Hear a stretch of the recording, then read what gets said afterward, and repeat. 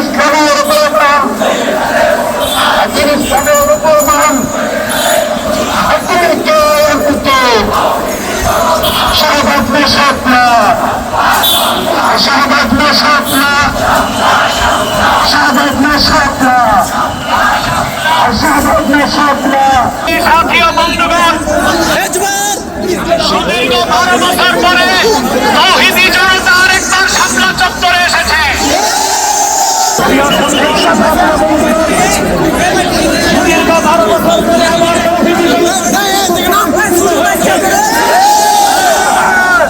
হেফাজত ইসলাম বাংলাদেশ 13 দফা দাবি আদায়ের লক্ষ্যে শাপলা চত্বরে উপস্থিত হয়েছিল 13 সালের মে মাসের 5 তারিখ। আজকে হেফাজত ইসলাম নেতা মাওলানা ইদ্রি সাহেব আছেন, হামিদুর রহমান হামিদি সাহেব আছেন এবং হাফিজ হুজুর রহমতুল্লাহ এখানে উপস্থিত আছেন। তাহলে বোঝা যায় শাপলা চত্বরের আন্দোলন শেষ হয় নাই।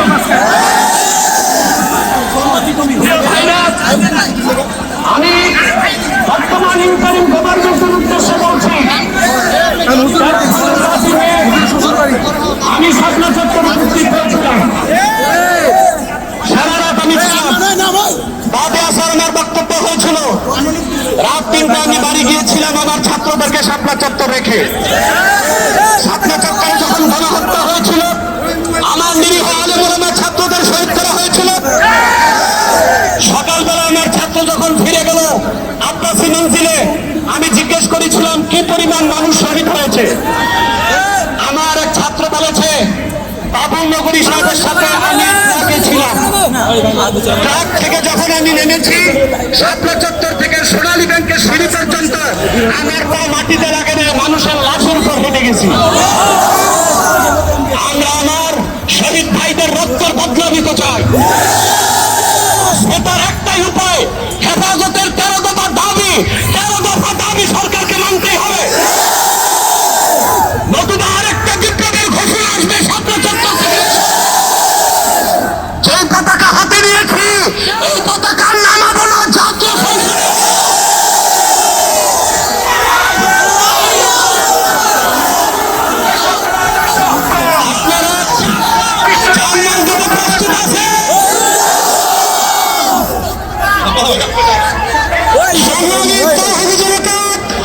আপনারা সবাই জানেন এই সেই ঐতিহাসিক শাপলা চত্বর।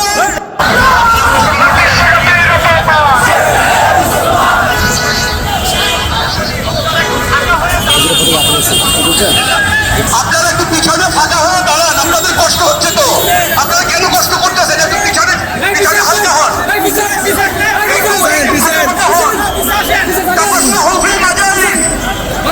একটু হালকা হন, একটু পিছনে আগান, একটু পিছনে আগান, একটু পিছনে আগান।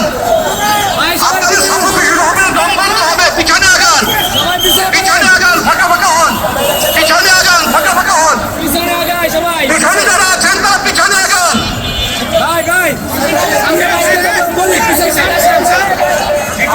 السلام عليكم ورحمة الله. إن الحمد لله نحمده ونصلي على رسوله الكريم. أما بعد رب اشرح لي صدري ويسر لي أمري واحلل عقدة من لساني. জায়গা যা বাংলাদেশকে তাওহীদ এবং শিরকের দুটো মেরুকরণে ভাগ করে ফেলেছিল। আল্লাহ পাকের দরবারে আবারও শুকরিয়া জানাই যে আল্লাহ পাক আমাদেরকে কবুল করেছেন দ্বিতীয়বার শাপলা চত্বরে আসার। প্রিয় ভাইরা, একটা হাদিস আপনাদের সাথে আমি শেয়ার করবো, আজকে আলোচনা করবো, শুধু একটা হাদিস। এই হাদিসের উপরে ইনশাআল্লাহ তাআলা আজকের বক্তব্য প্রেক্ষাপটে কথা আসবে। নবী করিম সাল্লাল্লাহু আলাইহি ওয়াসাল্লাম বলেছেন, সবাই দরুদ পড়ি সাল্লাল্লাহু আলাইহি ওয়াসাল্লাম, যে ব্যক্তি লা ইলাহা ইল্লাল্লাহ মুহাম্মাদুর রাসূলুল্লাহ সাক্ষ্য দিয়েছে তাকে 3টা কারণ ব্যতীত অন্য কোনো কারণে হত্যা করা জায়েজ নেই। তার প্রথম কারণটি হচ্ছে বিবাহিত ব্যক্তি যদি ব্যভিচার করে। আপনারা যদি আজকের এই ব্যারাকটার দিকে তাকান, একজন ব্যক্তির নাম উঠে আসবে, সে ব্যক্তি শুধু ব্যভিচার করে নাই বরং ধর্ষণ করেছে। আর এই ব্যক্তি শুধু একজন ব্যক্তির প্রতিকৃতি নয়, বরং বাংলাদেশের একটা সিস্টেমের প্রতিকৃতি, একটা সিস্টেমের প্রতিকৃতি হিসেবে সে এখানে নামকরণ করেছে, তার নামকরণ করা হয়েছে। দ্বিতীয় কথা হচ্ছে, যে ব্যক্তি আল্লাহ এবং তার রাসূল মুহাম্মদ সাল্লাল্লাহু আলাইহি ওয়াসাল্লামের শানে কটূক্তি করবে, সেই ব্যক্তি মুরতাদ হয়ে যাবে, হত্যাযোগ্য অপরাধ করেছে। এবং 4 মাযহাবের কোনো ইমামের মধ্যে কোনো ইখতিলাফ নাই যে এই অপরাধ করলে তার বেঁচে থাকার কোনো অধিকার নাই। তৃতীয় কথা হচ্ছে, যদি কোনো ব্যক্তি হত্যার বদলে হত্যা করে, অর্থাৎ নিরপরাধ ব্যক্তিকে যদি কেউ হত্যা করে, তাহলে তাকে হত্যা করতে হবে, এটা কিসাস। এই কিসাস এই ব্যানারের মধ্যে লিখিত নামের মধ্যে জড়িত আছে। শুধু 1টা 2টা কিসাস নয়, বাংলাদেশের মধ্যে হাজার হাজার কিসাস এখন দাবি রাখে। জনতা, বিশ্ব এবং দেশ দুটো নদীতে ভাগ হয়ে যাচ্ছে। হয় আপনাকে ইমানের শিবিরে থাকতে হবে, অন্যথায় কুফুরের শিবিরে থাকতে হবে। হয় আপনাকে মুমিন হতে হবে, অথবা মুনাফিক হতে হবে। হয় আপনি মুশরিক হবেন, না হলে তাওহীদপন্থী হবেন। হয় আপনি তাওহীদের জনতা হবেন, অথবা আপনি কাফেরদের জনতা হবেন। এর মাঝামাঝি কোনো রাস্তা আমাদের সামনে ফেলা নাই। ৭৭ থেকে আমরা দ্বিতীয় বক্তব্য ব্যক্ত করতে পারি, বাংলার জমিনে আমরা আল্লাহর সামনে কটূক্তিকারী, নবী সাল্লাল্লাহু আলাইহি ওয়াসাল্লামের সামনে কটূক্তিকারী কোন ব্যক্তির অস্তিত্ব রাখবো না ইনশাআল্লাহ। আমরা এই দায়ভার আমরা নিজের হাতে উঠাতে চাই না। আমরা চাই আমাদের প্রশাসন, আমাদের কর্তৃপক্ষ, আমাদের সরকার, আমাদের ঊর্ধ্বতন কর্তৃপক্ষ তারা নিজেরা উদ্যোগ নিয়ে রাষ্ট্রীয় আইনের মাধ্যমে এই দ্রুত বিচার বাস্তবায়ন করবেন। এরপরে যদি আপনারা এই গাদ্দারদের, সাদরে রসুলদের আল্লাহ গ্রহণের পক্ষ অবলম্বন করেন, তাহলে আল্লাহি তারা যদি কাফির আশরাফ হতে পারে, আমরা মুসলমান, আমরা মুহাম্মদী মুসলিম হতে পারবো ইনশাআল্লাহ। তারা যদি কাফির আশরাফ হতে পারে, আমরা মুহাম্মদী মুসলিম হতে পারবো ইনশাআল্লাহ। তারা যদি ইবনে খাতাল হতে পারে, আমরা কাবার গেলাস ধরে ঝুলন্ত অবস্থায় তাকে হত্যা করতে পারবো ইনশাআল্লাহ। তারা যদি আবু রাফা হতে পারে, আমরা ইনশাআল্লাহ তাআলা আনাস বিন বলেন, হ্যাঁ সেটা হতে পারবো ইনশাআল্লাহ তাআলা। এক কথায় আমরা নিজের হাতে আইন উঠাতে চাই না।